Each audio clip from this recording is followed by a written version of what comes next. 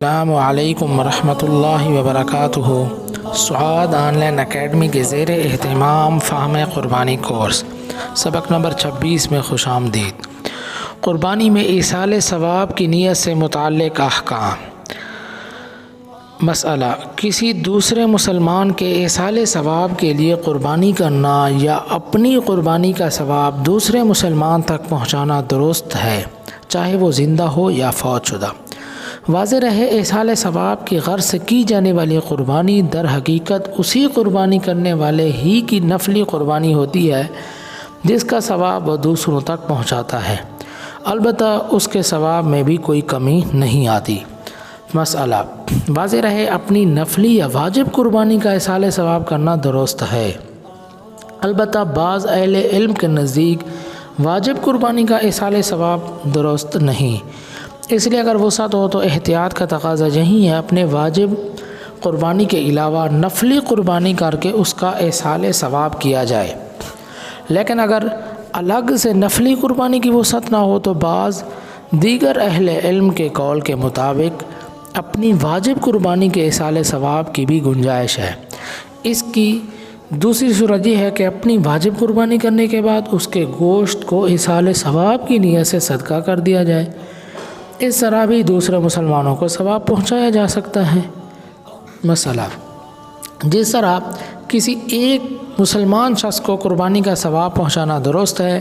اسی طرح ایک سے زائد مسلمان افراد کو ثواب پہنچانا بھی درست ہے۔ ایسی صورت میں اس کا ثواب ہر مسلمان کو پورا پہنچتا ہے، قربانی کرنے والے کے ثواب میں کوئی بھی کمی نہیں آتی۔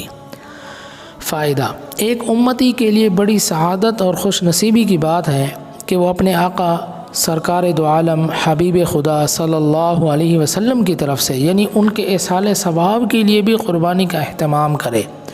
اسی طرح دیگر انبیاء کرام علیہم السلام، حضرات صحابہ کرام، تابعین و تبع تابعین، ائمہ مجتہدین، علماء امت، بزرگان دین، حضرات اکابر، مشائخ اعظام، اساتذہ کرام، والدین اور دیگر عزیز و اقارب کی طرف سے بھی قربانی کا اہتمام کرنا چاہیے، اس کی بڑی برکتیں اور فوائد ہیں۔ مسئلہ: قربانی کے بڑے جانور میں ایصال ثواب کی نیت کرتے وقت یہ بھی درست ہے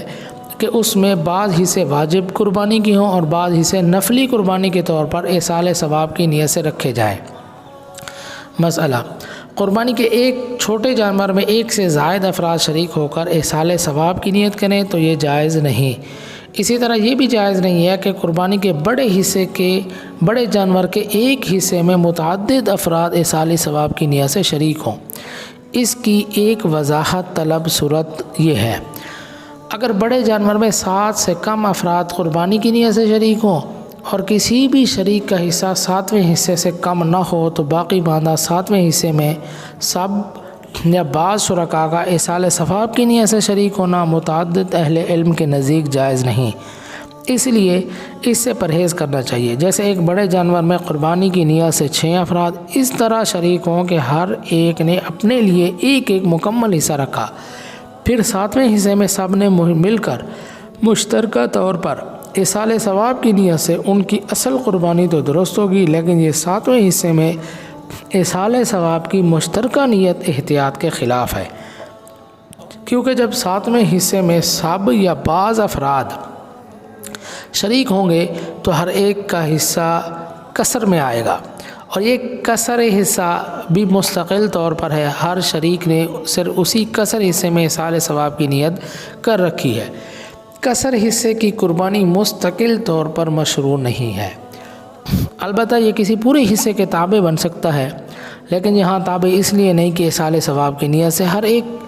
ہر شریک کسر یہی کسر والا حصہ ہے۔ اس کو مثال کے طور پہ سمجھے، ایک بڑے جانور میں 6 افراد اس طرح شریک ہو جائیں،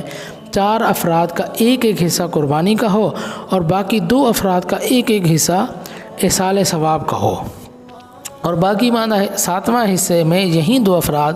مشترکہ طور پر ایصال ثواب کی نیت کر لیں۔ اس طرح